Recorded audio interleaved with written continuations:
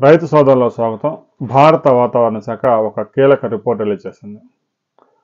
బంగాళాఖాతంలో ఏర్పడిన అల్పపీడనం తీవ్ర అల్పపీడనంగా మారింది. అది వాయుగుండంగా మారే ప్రమాదం కూడా ఉంది. దీని ప్రభావంతో ముఖ్యంగా ఉత్తర కోస్తాలో అతి భారీ వర్షాలు నమోదవుతున్నాయి. ప్రకాశం, నెల్లూరు, ముఖ్యంగా తిరుపతి జిల్లా, చిత్తూరు, అన్నమయ్య, కడప జిల్లాల్లో కుండపోత వర్షాలు కురుస్తున్నాయి.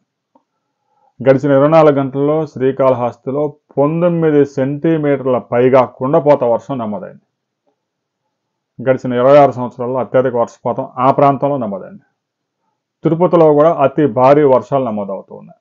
ఇక రాబోయే 3 రోజుల పాటు రాయలసీమలోని అనంతపురం, కడప, కర్నూలు, చిత్తూరు జిల్లాలతో పాటుగా నెల్లూరు భారీ నుంచి అతి భారీ వర్షాలు నమోదయ్యే అవకాశం ఉంది. ప్రకాశం, గుంటూరు, కృష్ణా, ఉభయ గోదావరి జిల్లాల్లో చాలా ప్రాంతాల్లో మోస్తరు వర్షాలు, అక్కడక్కడ భారీ నుంచి అతి భారీ వర్షాలు కూడా కురిసే ప్రమాదం ఉంది అక్కడక్కడ.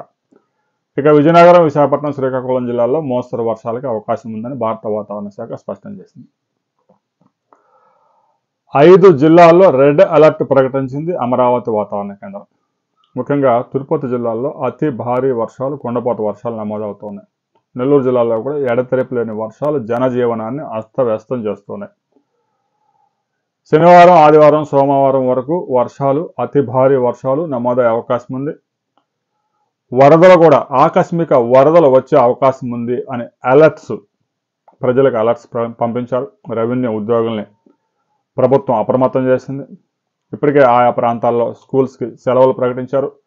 రాబోయే 3 రోజుల పాటు ప్రజలు అప్రమత్తంగా ఉండాలి. ఇక తెలంగాణలో కొన్ని ప్రాంతాల్లో మాత్రమే మోస్తరు వర్షాలు అక్కడక్కడ నమోదవుతున్నాయి. 1-2 చోట్ల మాత్రమే భారీ వర్షాలు నమోదయ్యే అవకాశం ఉంది.